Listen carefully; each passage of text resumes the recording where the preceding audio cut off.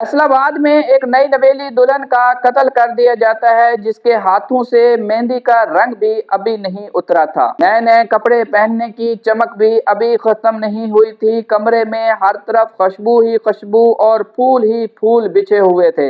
इन फूलों के अंदर ही इस फूल जैसी कली को कफन में लपेट कर एक दुनिया से दूसरी दुनिया में यार रुखसत कर दिया जाता है। बड़े हैफ की बात है कि जिसने अपने खामद के लिए कैसे सुहाने ख्वाब सजा रखे थे, अपने अच्छे मुस्तकबिल के ख्वाब देख रखे थे कि उसके पूरे भी नहीं हो पाए। नाज़रीन, अब यहाँ पर मैं आपको ये बताता चलूं कि इसको कत्ल करने वाला शख्स कौन था और इसको कत्ल करने में ससुरालियों ने कितना किरदार अदा किया। आज के इसी व्लॉग के अंदर मैं आप लोगों को सारी बात तफसील के साथ बताऊंगा। इनकराम, ये इंतहाई अफसोसनाक वाक़या जो है वो फैसलाबाद में पेश आया है और फैसलाबाद के जिस इलाके में ये वाक़या पेश आया है, इस इलाके का नाम है रहबर टाउन और रहबर टाउन में एक फैमिली रहती है और इस फैमिली के सरबराह का नाम है मोहम्मद आमिर। यहाँ पर सरबराह बाप होने की बजाय सरबराह भाई है। यहाँ पर मैं आपको ये बताता चलूँ कि इस फैमिली के सरबराह में ना तो उसका बाप जिंदा है और ना ही उसकी माँ। वालिदैन दोनों ही वफात पा चुके थे, तो इसलिए जो सरबराही का वजन था वो बड़े भाई के सर आ जाता है, जिनमें बड़े भाई का नाम मोहम्मद आमिर और उससे छोटे भाई का नाम मोहम्मद मोहसिन है। और इनके बाद इनकी एक तीसरी बहन है जिसका नाम हुमैरा और हुमैरा के बाद उसकी दो बहनें हैं। फिर सबसे छोटी बहन का नाम आयशा है और आयशा की तस्वीर आप मेरी स्क्रीन पर बड़े गौर से देख सकते हैं। नाज़रीन कराम, यहाँ पर मैं आपको ये बताता चलूँ, जो मोहम्मद आमिर है वो अपनी एक टांग से मजूर है और उसके बाद दूसरे नंबर वाला भाई जो मोहम्मद मोहसिन है वो अच्छा सेहतमंद नौजवान है। यहाँ पर मैं आपको इन दोनों भाइयों के काम के मुतालिक बताता चलूँ, ये दोनों भाई बहुत ज़्यादा मेहनती और मेहनत कश इंसान हैं। ये अपनी बहनों का फ़र्ज़ अच्छी तरह से निपटाते हैं और बहनों का फ़र्ज़ निपटाने के साथ साथ अपने घर को भी चलाने की जिम्मेवारियां अपने सर के ऊपर उठाते हैं। यहाँ पर मैं आपको ये इन्फॉर्मेशन देता चलूँ, जो मोहम्मद आमिर अपनी एक टांग से मजूर है, ये सिलाई कढ़ाई का काम करते हैं, जबकि जो दूसरा भाई मोहम्मद मोहसिन है वो सीलिंग का काम करता है। दोनों के काम अच्छे हैं लेकिन मेहनत कश काम करते हैं दोनों। नाजरीन, यहाँ पर मैं आपको ये बताता चलूँ, जो मोहम्मद आमिर है उसने शादी बिल्कुल भी नहीं की। शादी इसलिए नहीं की क्योंकि उसके सर पर जिम्मेवारियों का बोझ था। अपने बहन भाइयों का फरीजा उठाने वाला वो वह शख्स था जो कि मजदूरी के बावजूद भी इन तमाम चीज़ों के साथ लड़ता रहा। छोटे भाई मोहम्मद मोहसिन की शादी की और उसके बाद अपनी बहनों की भी शादी करने का फरीजा इसी के सर पर था। ये बात बहुत ज़्यादा लंबी हो जाएगी, मैं अगर तारीफ़ें करने बैठूं तो आमिर की वो कम है। इसके साथ साथ मोहसिन भी किसी से कम नहीं, बल्कि मोहसिन भी अपने भाई का बाजू बड़े अच्छी तरह बना। इनकी सबसे छोटी बहन का नाम आयशा है और आयशा जब जवान होती है और आयशा की उम्र 20 साल के करीब होती है तो इन भाइयों को भी अपनी बहन की शादी की फिक्र लाक होती है।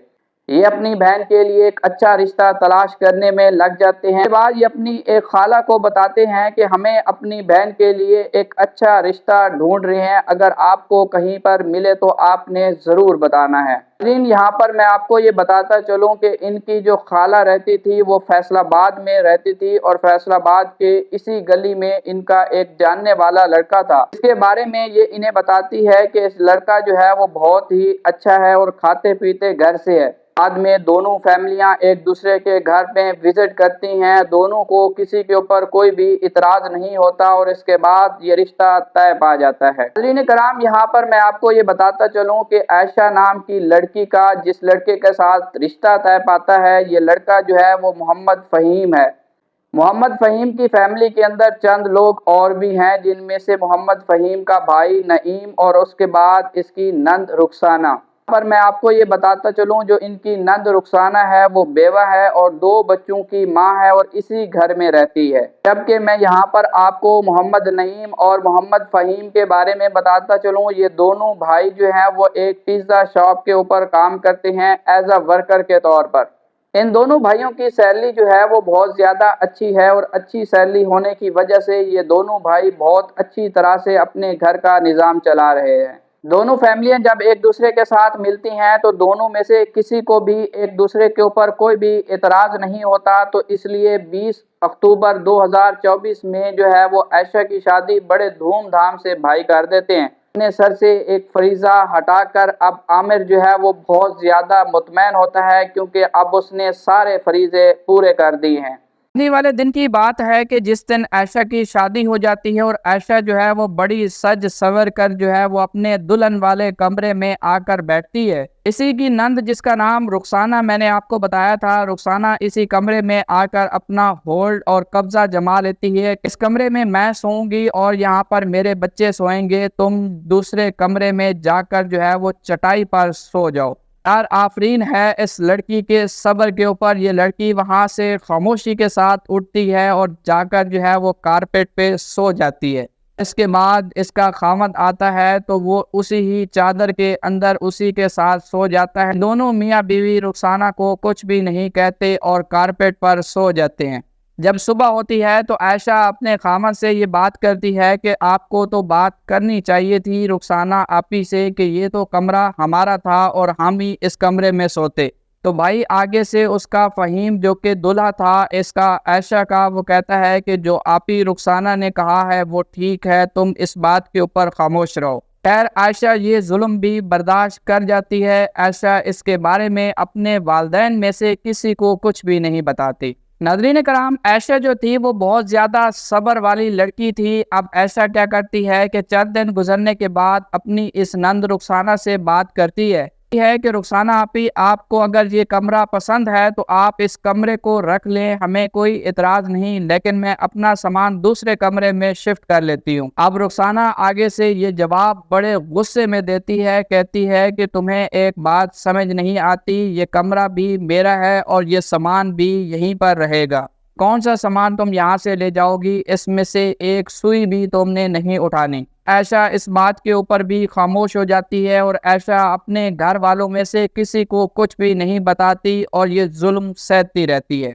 नाज़रीन यहाँ पर मैं आपको ये बताता चलूँ कि शादी को 5 माह होते हैं और 5 माह के बाद आयशा को ये खुशखबरी मिलती है कि वो माँ बनने वाली है। लोगों को पता है जब नए नवेले जोड़े को ये खुशखबरी मिलती है कि वो बाप बनने वाले हैं तो बड़ा ही सुकून मिलता है और बड़ी ही खुशी होती है। इस बात की खबर जब जो है वो आयशा फ़हीम को देती है तो फ़हीम इस बात के ऊपर बिल्कुल भी खुश नहीं होता और फ़हीम की भाभी भी इस बात के ऊपर बिल्कुल भी खुश नहीं होती। यानी कि ससुराल में से कोई भी इस बात के ऊपर खुश नहीं होता। लेकिन ये बात जो है वो आयशा जब अपने भाइयों को बताती है, भाई इस बात के ऊपर बहुत ज़्यादा खुश होते हैं और मुतमैनी का इजहार करते हैं कि चलो हमारी बहन का घर जो है वो बस गया है। मैं आपको यहाँ पर बताता चलूँ कि अब क्या होता है कि चंद दिन गुजरने के बाद आयशा जो है वो अपने भाई को कॉल करके ये बताती है कि मेरी तबीयत बहुत ज़्यादा ख़राब है, मोहसिन भाई आप ऐसा करें मेरे घर आ जाएं और मेरी दवाई ले आएं। फ़हीम जो है वो काम करने के लिए गया हुआ है, फ़हीम घर पर नहीं है, आप फौरी तौर पे आएँ, मेरी तबीयत बहुत ज़्यादा ख़राब है। भाई को जब ये बहन बात बताती है तो भाई वहाँ से भागा भागा फौरी बहन के ससुराल आता है, बहन को मोटरसाइकिल पे बैठाता है और हॉस्पिटल ले जाता है। वहाँ पर डॉक्टर जब मुआयना करते हैं तो आगे से मोहसिन को ये बताते हैं कि तुम्हारी बहन का जो हमल है वो ज़ाया हो गया है, वो तो काफ़ी दिन का ख़त्म हो चुका है किसी जहरीली चीज़ खाने की वजह से। जब ये खबर जो है वो मोहसिन सुनता है तो आगे से आयशा से पूछता है कि बच्चे क्या हुआ है, तुमने कौन सी ऐसी जहरीली चीज़ खा ली जिसकी वजह से तुम्हारा हमल ज़ाया हो गया है। नाज़रीन अब क्या होता है कि आयशा अपने भाई को ये बताती है कि मैंने खुद तो ऐसी चीज़ नहीं खाई, हाँ मेरे ससुराली जो हैं वो इस बात से बिल्कुल भी खुश नहीं थे, शायद किसी ने मुझे खाने में मिलाकर खिला दी हो। अब मोहसिन क्या करता है कि अपनी बहन का इलाज करवाना शुरू कर देता है और डॉक्टर जो है वो इसका ट्रीटमेंट करते रहते हैं और ये ट्रीटमेंट जो है वो तकरीबन 15 से 20 दिन लग जाते हैं इस ट्रीटमेंट को। यानी कि 20 से 22 दिन की बात है कि 20 से 22 दिन जो आयशा नाम की ये लड़की है ये इसी अस्पताल में एडमिट रहती है और इसके ससुरालियों में से कोई भी वहाँ पर नहीं आता। तो फ़ोन पर ये लोग पूछते हैं कि आयशा कहाँ गई है और ना ही वहाँ पर अस्पताल में आकर उसकी तबीयत के मुतालिक जानने की कोशिश करते हैं। इतने ज़्यादा मुतमैन जैसे कुछ भी ना हुआ हो और आयशा जो है वो उनके घर में ही मौजूद हो। आयशा की तबीयत ठीक हो जाती है तो मोहसिन अब क्या करता है कि उसे अपने घर ले आता है और वहीं पर बैठा देता है। اب ناظرین کیا ہوتا ہے کہ کافی دن گزر جاتے ہیں، جس میں 2-3 مہینے گزرنے کے بعد یعنی کہ عائشہ جو تھی وہ اپنے ہی گھر میں موجود تھی۔ ناظرین کرام اب کیا ہوتا ہے کہ 2-3 مہینے گزر جاتے ہیں کہ عائشہ اپنے بھائیوں کے گھر میں بیٹھی ہوتی ہے اور عائشہ کہتی ہے اپنے بھائی کو جو ہے وہ میرے خامند کے گھر چھوڑ آئیں۔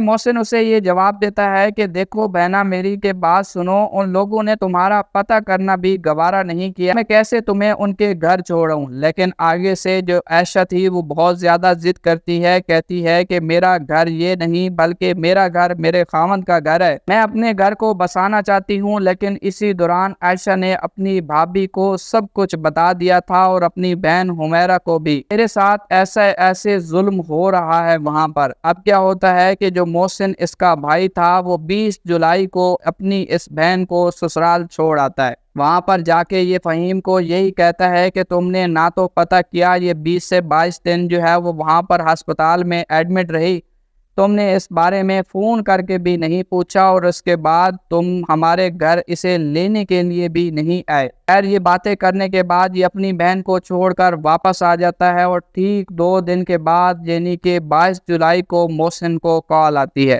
عائشہ کو سسرال چھوڑے ہوئے ابھی 2 دن ہوئے تھے کہ عائشہ کال کر کے یعنی کہ 22 جولائی کو اپنے بھائی محسن کو بتاتی ہے کہ آپ بھائی جان آ جائیں اور مجھے یہاں سے لے جائیں۔ لوگ بالکل بھی نہیں سدھرنے والے، ان لوگوں نے میری قدر بالکل بھی نہیں کی، اب میرے اوپر یہ ظلم بڑھا چکے ہیں، تم ایسا کرو آ کر مجھے لے جاؤ۔ بھائی آگے سے جواب دیتا ہے کہ بہن میں چند گھنٹوں کے اندر آتا ہوں اور آ کر تمہیں لے جاتا ہوں۔ خیر اب کیا ہوتا ہے کہ جیسے ہی بھائی وہاں پر پہنچتا ہے تو کیا دیکھتا ہے کہ بہن کی آنکھیں لال، منہ سے خون جا رہا ہے اور منہ سوجا ہوا ہے، ہونٹ جو ہے وہ بڑے بڑے سوجے پڑے ہیں، کان سوجے پڑے ہیں، سارا چہرہ بگڑا ہوا ہے، ہاتھ بگڑے ہوئے ہیں۔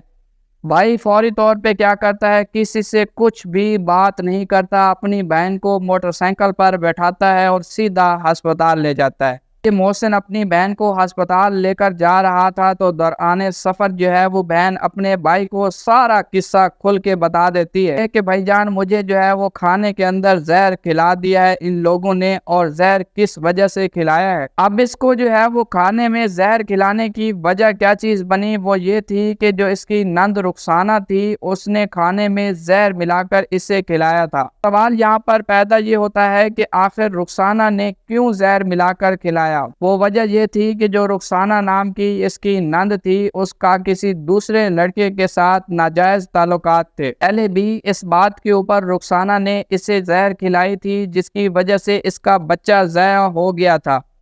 اب رخسانہ کا کیا کام ہوتا تھا کہ رخسانہ رات کے 10 بجتے ہی گھر سے غائب ہو جاتی اور رات کو تقریباً 1 بجے کے قریب واپس آ جاتی تھی، یعنی کہ جس دوران رخسانہ کے بھائیوں نے گھر واپس آنا ہوتا تھا تو اسی دوران رخسانہ بھی گھر واپس آ جاتی تھی۔ چیز کے بارے میں عائشہ کو پتہ لگ گیا تھا تو اسی وجہ سے جو ہے وہ رخسانہ عائشہ کو زہر دے دیتی ہے۔ ناظرین کرام اب کیا ہوتا ہے کہ محمد محسن اپنی اس بہن عائشہ کو جب ہسپتال لے کر پہنچتا ہے تو وہاں پر ڈاکٹر یہ بتاتے ہیں کہ زہر جو ہے وہ پورے جسم میں پھیل چکا ہے، اور اب اس کا بچنا ممکن نہیں۔ تو اسی دوران 1 گھنٹہ ہی گزرتا ہے کہ عائشہ کی موت ہو جاتی ہے۔ بھائی اپنی بہن کا جو ہے وہ کفن دفن کرتے ہیں اور اس کے بعد ایک FIR درج کی جاتی ہے، اور اس FIR کا مدعی کون بنتا ہے، وہ ہے محمد محسن۔ کرام اس لاش کا پوسٹ مارٹم ہو چکا تھا اور اس کے بعد ہی اسے دفن کیا گیا تھا۔ جیسے ہی اس کی FIR درج ہوتی ہے تو اس کے بعد پولیس کیا کام کرتی ہے، فوری طور پہ ایک ریڈ کرتی ہے اور ریڈ کے دوران اس فہیم کو اریسٹ کر لیا جاتا ہے۔ نعیم اور اس کی نند رخسانہ جو ہے وہ بیل کے اوپر رہا ہو جاتے ہیں کیونکہ بیل جو لے لیتا ہے اسے اریسٹ نہیں کیا جاتا۔ اس کے بعد پولیس جو ہے وہ اس سے تشویش کرتی ہے اور کافی دن تشویش چلتی رہتی ہے، اور اب یہ خبر آپ کے پاس لے آنے کا صرف ایک ہی مطلب ہے کہ یہ جو فہیم ہے وہ رہا ہو چکا ہے۔ ناظرین اب جو فہیم ہے سننے میں آیا ہے وہ رہا ہو گیا ہے۔ اب یہ ان بھائیوں کا کہنا ہے کہ فہیم جو ہمارا مجرم تھا، ہماری بہن کو زہر کھلا کر مار دیا، وہ جیل سے باہر آ گیا، 302 کا مجرم جیل سے کیسے باہر آ سکتا ہے؟ ان بھائیوں کا یہ کہنا ہے کہ تشویشی نے کہا ہے کہ تمہاری بہن نے خود ہی زہر کھایا ہے، اس میں ان کا کیا قصور، اسی وجہ سے تشویشی نے ان کو چھوڑ دیا ہے۔ ان بھائیوں کی صرف ایک ہی اپیل ہے گورنمنٹ آف پنجاب سے کہ ہمیں انصاف چاہیے۔ इन भाइयों का कहना है कि हमारी बहन का कत्ल हुआ है और उसका मुजरिम जो है वो बाहर घूम रहा है। नाज़रीन, फ़िलहाल जो है वो इस केस के मुतालिक यही सूरत हाल है। आगे देखते हैं कि इस केस के मुतालिक अगर कोई भी अपडेट आती है तो मैं आप लोगों के साथ ज़रूर शेयर करूंगा। आप लोग इस केस के मुतालिक क्या राय रखते हैं, अपनी कीमती राय का कमेंट सेक्शन में ज़रूर इजहार कीजिएगा। इसके साथ मेज़बान को दीजिए इजाज़त, मिलते हैं नेक्स्ट वीडियो में, तब तक के लिए अल्लाह हाफ़िज़।